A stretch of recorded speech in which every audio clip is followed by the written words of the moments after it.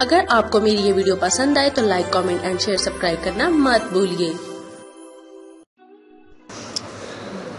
100 سال بعد ناول کی اگلی ایپیسوڈ کی طرف بڑھتے ہیں۔ جیسا کہ آپ لوگوں نے دیکھا پچھلی ایپیسوڈ میں جب مسلمان بکری کا دودھ لینے آیا تو اس نے دودھ کی جگہ پیالے میں خون بھر دیا۔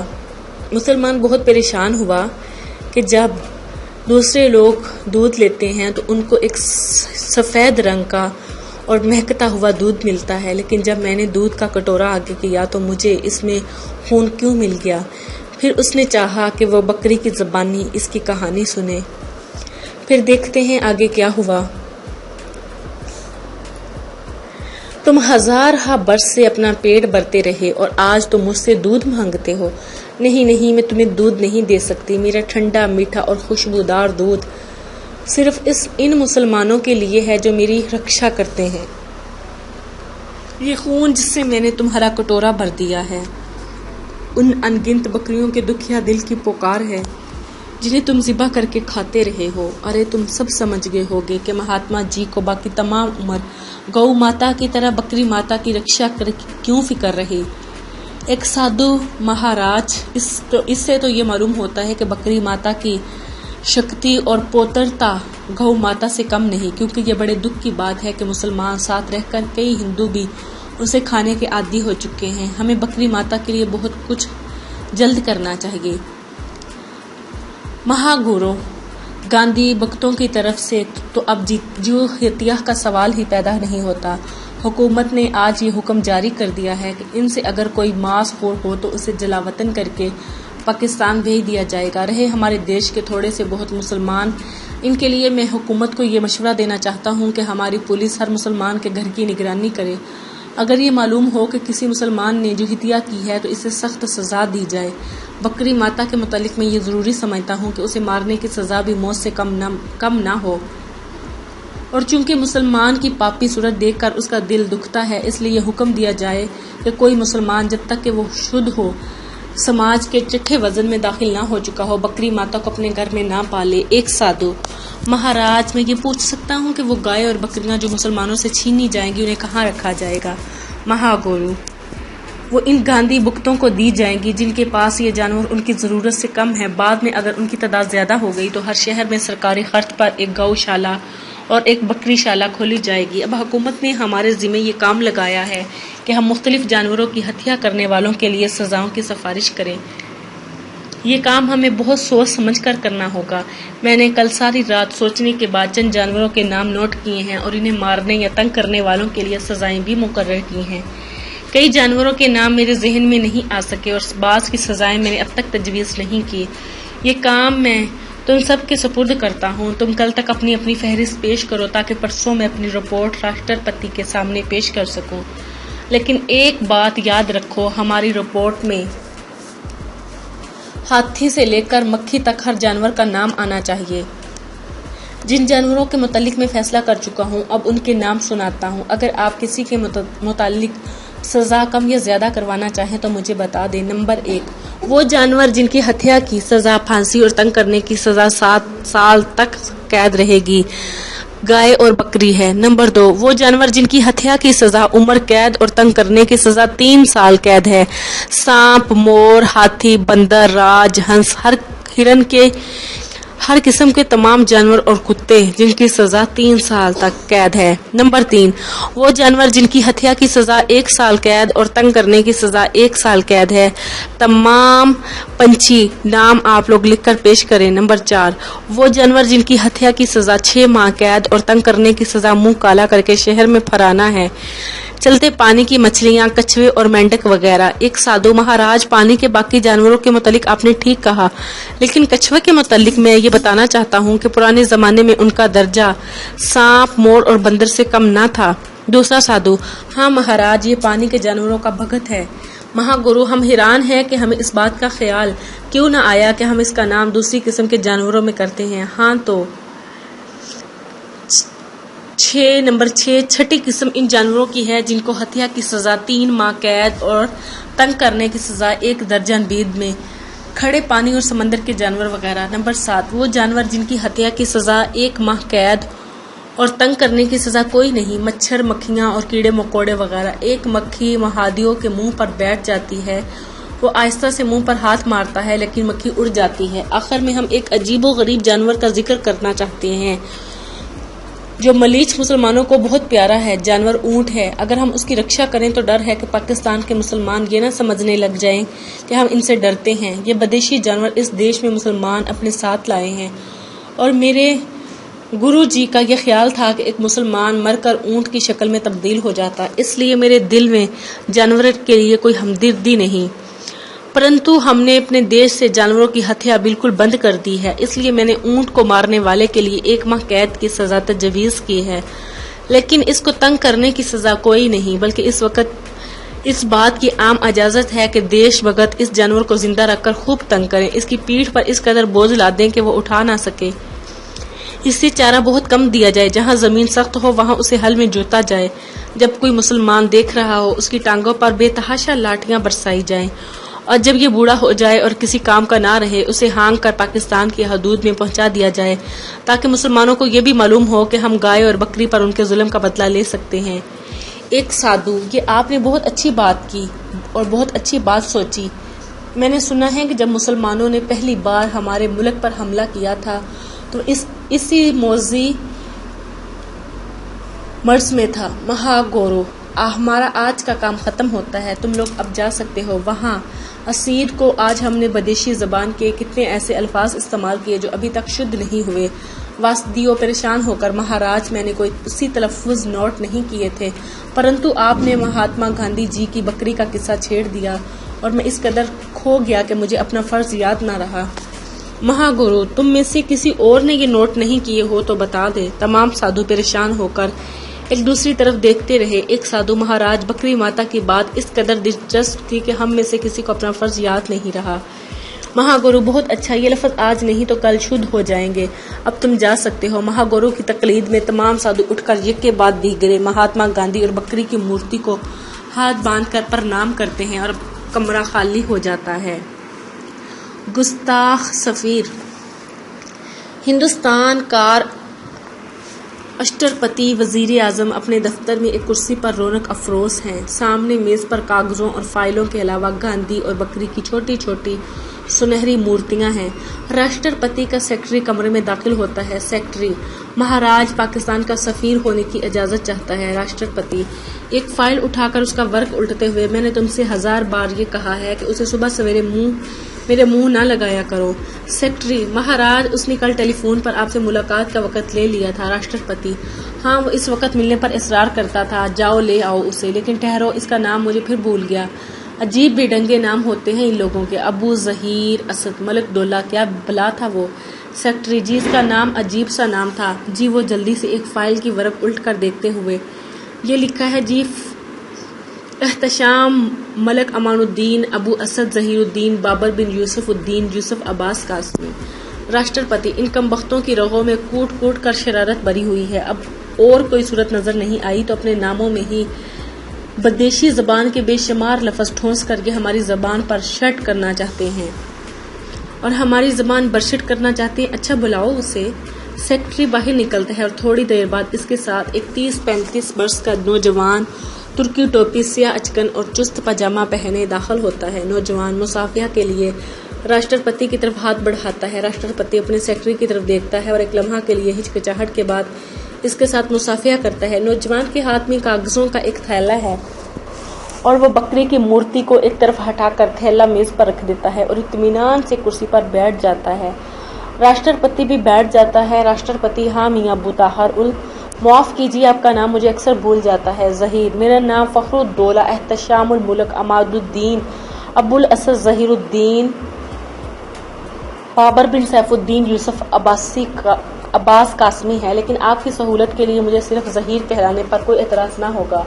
اشٹرپتی اطمینان کا سانس لیتے ہوئے: شکریہ، بے حد شکریہ۔ ہاں، تو کل آپ کا ٹیلی فون پر بہت زیادہ خفا معلوم نہ ہوگا۔ آپ ٹیلی فون پر بہت زیادہ خفا معلوم ہوتے تھے، بتائیے ظہیر۔ یہ بات ہی ایسی تھی۔ یہ دیکھیے، مجھ سے حکومت پاکستان نے اس خط کا جواب بذریعہ تار مانگا ہے۔ جلدی سے تھیلا کھول کر ایک کاغذ نکالتا ہے اور راشٹرپتی کے ہاتھ میں دے دیتا ہے۔ راشٹرپتی اس میں حیران ہوں کہ آپ کی حکومت یہ کیوں سمجھ بیٹھی ہے کہ ہمیں اپنے ملک کا ہر قانون ان کی مرضی کے مطابق بنانا چاہیے۔ ظہیر: ہمیں صرف آپ کے ان قوانین سے دلچسپی ہے جن کا اثر براہ راست آپ کے ملک کے مسلمان باشندوں پر پڑتا ہے۔ جب ہم پاکستانیوں کی ہندو آبادی کے جذبات کو پورا احترام کرتے ہیں تو آپ کا بھی یہ فرض ہے کہ آپ مسلمانوں کے ساتھ اسی رواداری سے پیش آئیں۔ آپ کا یہ قانون ہے کہ مسلمان گائے اور بکری نہیں پال سکتے نہایت مضحکہ خیز ہے۔ اس سے زیادہ شرمناک بات اور کیا ہو سکتی ہے کہ سانپ ان کو گھروں میں گھس آئے، انہیں کاٹ کھائے، لیکن انہیں مار تو درکنار انہیں ڈرانے سے بھی پرہیز کرے۔ اور انتہائی شرمناک بات یہ ہے کہ آپ کے ملک کے کتے کو یہ اجازت ہے کہ وہ ایک انسان کو کاٹ کھائے، لیکن انسان کو یہ اجازت نہیں کہ وہ ڈنڈے سے اس کی کھوپڑی توڑ ڈالے۔ راشٹرپتی: دیکھیں صاحب، ہمارا یہ قانون ملک کی تمام آبادی کے لیے یکساں ہے اور یہ اس لیے بنایا گیا ہے کہ حکومت اس میں دیش کی بھلائی دیکھتی ہے اور آپ کو کسی ایسے قانون پر اعتراض کرنے کا حق نہیں ہے جو ہم نے سب کے لیے بنایا ہے۔ ہاں، آپ صرف اس بات پر اعتراض کر سکتے ہیں کہ ہم نے مسلمانوں کو خاص طور پر بکری اور گائے پالنے کی اجازت کیوں نہیں دی۔ شاید آپ کو معلوم نہیں، یہ قانون بھی ہم نے مسلمانوں کی بھلائی کے لیے بنایا ہے۔ ظہیر: وہ کیسے؟ راشٹرپتی: ہم نے گائے اور بکری کی ہتیا کرنے والے کی سزا موت رکھی ہے اور ان کو تنگ کرنے کی سزا 7 سال قید رکھی ہے۔ یہ سزا سب کے لیے ہے، لیکن گاندھی بھکتوں کے لیے اب یہ دونوں جانور دیوتاؤں کا درجہ رکھتے ہیں، اس لیے ان سے تو ہم مطمئن ہیں کہ وہ گائے اور بکری کی ہر طرح رکشا کریں گے، لیکن مسلمان کے دل میں گائے دشمنی ابھی تک باقی ہے اور بکری کے گوشت پر تو وہ جان دیتا ہے۔ اس لیے ہمیں یہ ڈر تھا کہ اپنے گھر میں یہ دونوں جانور دیکھ کر اس کی نیت بھی کبھی نہ کبھی ضرور فتور آ جائے گا، اور اگر اس نے کبھی ان جانوروں پر چھری پھیر دی تو ہمیں قانون کا احترام میں اسے پھانسی کی سزا دینا پڑے گی، اور اگر ہم اس کے جرم سے چشم پوشی بھی کریں تو اس کی بہتر بستی یا شہر کے گاندھی بھگت جوان جانوروں کی پوجا کرتے ہیں، اسے زندہ نہیں چھوڑیں گے۔ اس لیے یہ قانون جسے آپ مسلمانوں کی حق تلفی سمجھتے ہیں، دراصل ان کی حفاظت کے لیے بنایا گیا ہے۔ اب آپ حکومت اگر چاہیں تو اس کی عوض ہندوؤں کو کوئی ایسا جانور پالنے سے بھی منع کر سکتی ہے جس سے آپ متبرک سمجھتے ہیں، مثلاً اونٹ۔ ظہیر: آپ اچھی طرح جانتے ہیں کہ اونٹ کی حیثیت ہماری نظر میں ایک جانور سے زیادہ نہیں، ہم اسے گائے اور بکری کی طرح خوش ہو کر کھاتے، اور جو چیز ہم اپنے لیے حلال سمجھتے ہیں دوسروں کے لیے حرام نہیں بنا سکتے۔ راشٹرپتی: یہ آپ کی مرضی ہے، ہم اس میں دخل نہیں دے سکتے۔ ظہیر: تو اس کا مطلب یہ ہے کہ آپ مسلمانوں کو دودھ اور مکھن سے محروم کرنا چاہتے ہیں۔ شاید آپ نے یہ نہیں سوچا کہ دودھ اور مکھن کی جس قدر آپ کے ملک کے مسلمانوں کو ضرورت ہے، اس قدر ہمارے ملک کے گاندھی بھکتوں کو ضرورت ہے، اور مجبوری کی صورت میں ہمیں بھی اس قسم کا ایک واہیات قانون بنانا پڑے گا۔ راشٹرپتی چونک کر: وہ کیا؟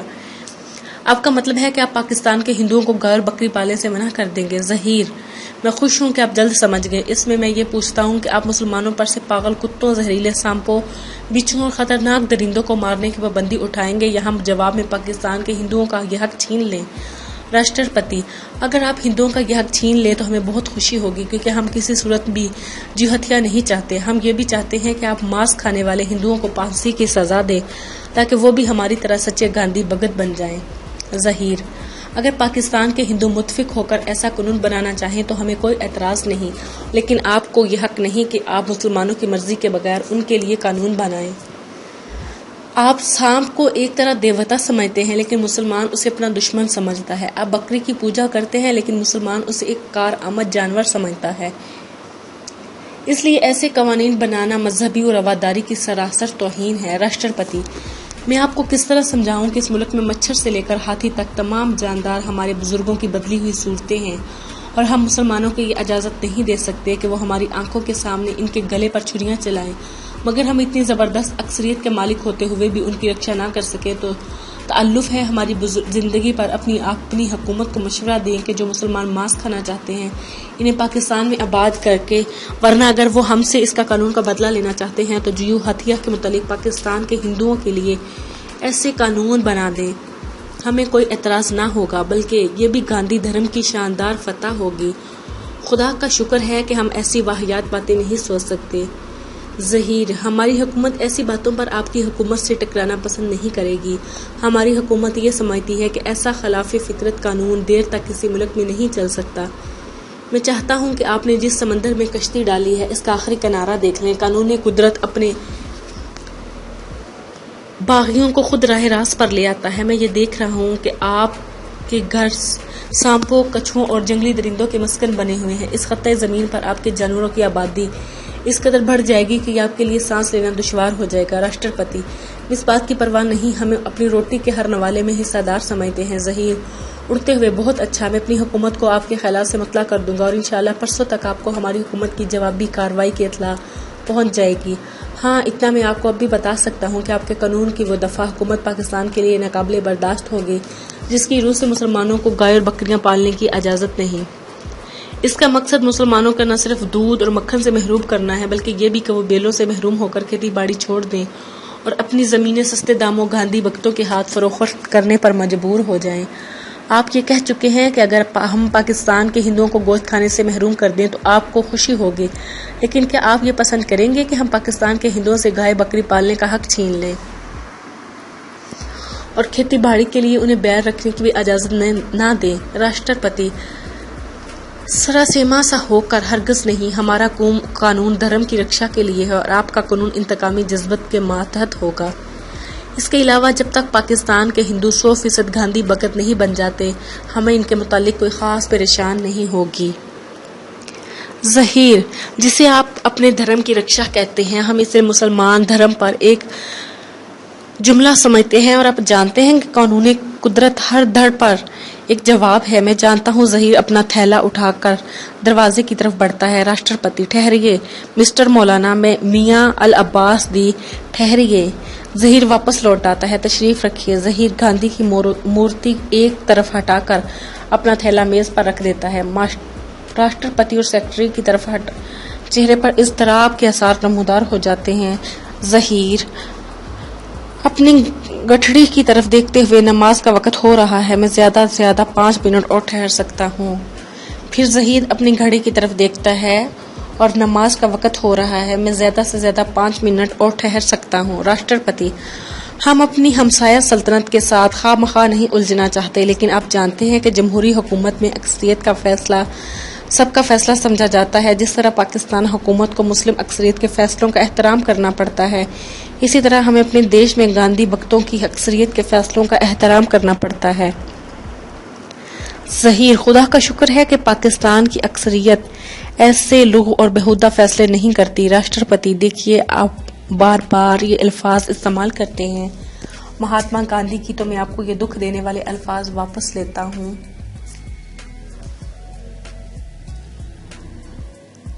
اور اس کے بعد اگر مہاتما جی ہمیں اہنسا کی تعلیم نہ دیتے تو میں آپ کو یہ دکھ دینے والے الفاظ واپس لینے پر مجبور کر دیتا۔ ظہیر: یہ اپنی اپنی سمجھ کا فرق ہے، ہم جسے برا سمجھتے ہیں اسے برا کہتے ہیں۔ ہمارے لیے سیاہی ہے اور سفیدی سفیدی ہے۔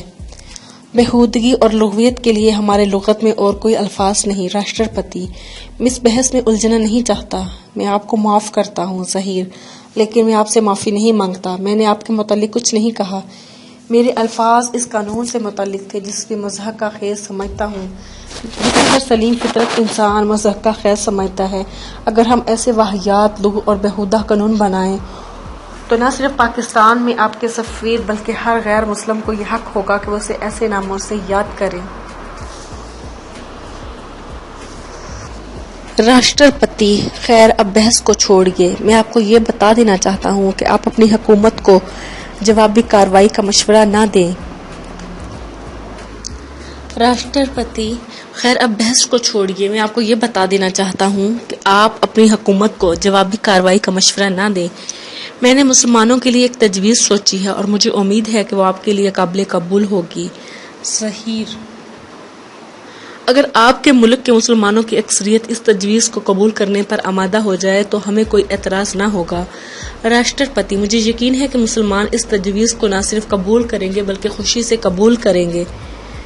سنیے، ہم مسلمانوں کو کاشتکاری کے لیے بیلوں کے عوض گھوڑے، گدھے، اونٹ اور بھینسیں دے سکتے ہیں۔ وہ زمینیں جس میں یہ جانور کام نہیں دے سکتے، ان کے لیے انہیں مشینیں دی جائیں گی، لیکن ہماری سکیم یہ ہے کہ 10 سال کے اندر اندر ملک کے تمام کاشتکاری مشینوں کے ساتھ ہو۔ ہمارے لیے ہر جانور کی تکلیف ناقابل برداشت ہے۔ یہ مشینیں ہم ہندوؤں سے پہلے مسلمانوں میں تقسیم کریں گے اور میرا اندازہ ہے کہ 3 سال کے اندر اندر ہم اس قدر مشینیں تیار کر لیں گے جو مسلمانوں کی ضرورت کے لیے کافی ہوں۔ ظہیر: کیا ان کی مالی حالت ایسی ہے کہ وہ مشینیں خرید سکیں؟ راشٹرپتی: حکومت ان پر بہت تھوڑا منافع رکھے گی، وہ ان کی قیمت کا کچھ حصہ اپنے گدھے، گھوڑے، اونٹ اور بین سے بیچ کر ادا کر سکیں گے، باقی ہم معمولی قسطوں میں وصول کر لیں گے۔ ظہیر، ان پالتو جانوروں کو آپ کیا کریں گے؟